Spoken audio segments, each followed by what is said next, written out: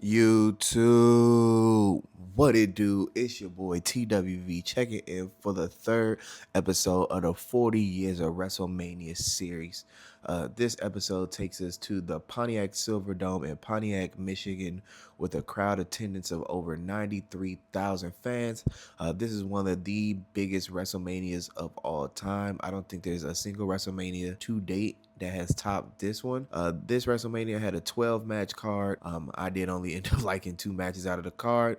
But with that being said, let's get into the review of the matches that I like. The first match that I ended up liking was the British Bulldogs and Tito Santana versus the Hart Foundation and Dangerous Danny Davis. So the match was based around Danny Davis being a former heel WWF referee and becoming a wrestler again. So he partnered with the Hart Dynasty to take on the British Bulldogs and Tito Santana. I really enjoyed the match. The match definitely began with the baby faces, the British Bulldog and Tito Santana, getting a great pop from the crowd, and the Hart Foundation and Danny Davis being the heels definitely took to the ring with their cocky attitude. The early parts of the match were marked with a lot of quick tags and fast-paced action. The British Bulldogs team chemistry was evident with their high-flying and rapid-paced offense, getting the better of the opponents at the start. Danny Davis's role in the match as a wrestler was highlighted by his cowardice and his reliance on his heel partners to do the heavy lifting. He was often reluctant to engage in direct combat, relying on distractions and interference to gain the upper hand for the Hart Foundation. At one point, he attempted to flee the ring with Tito Santana, and the Bulldog chased him, only to be corralled back into the match. So, like, he tried to jump out the ring, and they grabbed him like, "Get your ass back in here." As the match went on, the action became more heated. Bret Hart and the Dynamite Kid showcased their technical wrestling skills, trading holds and executing sharp reversals. Jim Neidhart and Davey Boy Smith, meanwhile, added the power moves with Neidhart's rough style and Davey Boy's strength, creating some great back and forth exchanges. It was a really great match, like I said. If you have time, I definitely recommend watching this match. Like, it was, for some reason, the first couple WrestleManias had great tag team matches. Like, the singles matches were kind of subpar, but the tag team matches were really good, in my opinion. The match reached its peak when the British Bulldog began to dominate, hitting their signature move like the diving headbutt from the Dynamite Kid and the running power slam from Davey Boy Smith. The crowd was definitely behind them the whole time as they were gaining momentum. However, just when it seemed like the Bulldogs and Tito were about to secure their victory, Danny Davis intervened and broke up the pin to save the team. The match concluded with the British Bulldog and Tito Santana definitely coming out on top after a chaotic sequence that saw interference from Davis and the Hart Foundation. Santana pinned Danny Davis to win the match. So, like I said, this was a great match, great tag team wrestling. Sometimes 6-man matches don't really cut it. But this was a really great match. This was the Hart Foundation on the come up. Bret Hart, Jim Anvil Neidhart. Tito Santana was one of the most popular wrestlers in the early 80, well, the mid 80s, because WrestleMania started in 85. He was really popular. Like, I really enjoyed a lot of Tito Santana's matches in the first 3 WrestleManias. They just didn't make the list. Like, I would recommend you to watch these matches, but I definitely enjoyed Tito Santana's matches. The second match that I liked on WrestleMania 3's card was the Ricky the Dragon Steamboat versus Macho Man Randy Savage for the WWF Intercontinental Championship.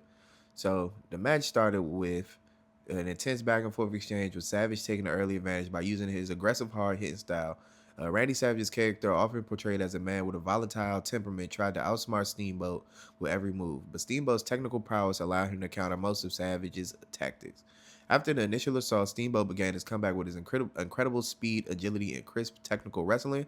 One of Ricky the Dragon Steamboat's defining characteristics in the match was his ability to blend fast-paced offense with incredible fluidity. He used a lot of arm drags, deep arm drags, and drop kicks to take Savage off balance. This definitely showcased Steamboat's technical ability while keeping me engaged into the match. It wasn't one of those slow, methodical ones like I told you. Like, that's what a lot of wrestlers wrestled back then. Ricky the Dragon was kind of ahead of his time with just his pacing and his movement.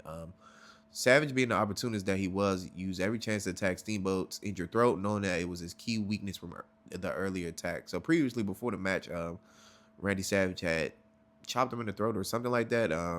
So that was where he was getting at with the throat. He targeted the throat with elbows, clocking him on the ropes, and even used a high-flying top rope knee drop, which became one of the highlights of the match. The match was definitely full of high drama, particularly the near falls that kept me on the edge of my seat. Definitely was a great match. It was like 15 minutes, but you were locked in for these 15 minutes. Steamboat had hit a series of moves, including a drop kick from the top rope and Savage counter with his own offense, such as a signature flying elbow drop. Both men did exchange near pinfalls multiple times. Definitely build into like the climax of the match. The climax of the match definitely came when Steamboat, after a series of counterattacks, was able to get the better of Savage. After a spectacular sequence of moves, Steamboat hit a flying body press off the top rope, pinning Savage to win the match and capture the Intercontinental Championship. My favorite thing about this match, though, overall, was definitely the storytelling. The match told an excellent story with Savage relentlessly attacking Steamboat's throat throughout the contest. It was a personal battle as Steamboat wasn't just fighting for the title, he was fighting for his dignity and just his ability to perform after being attacked by Savage previously.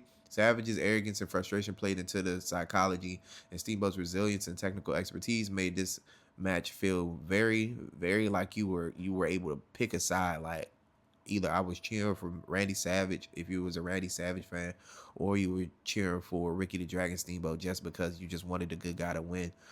Like I said all the time, professional wrestling has a couple dynamics to it. You had a character, you have the ability to tell a story, and then you have the in-ring work. And this match showcased all three of them.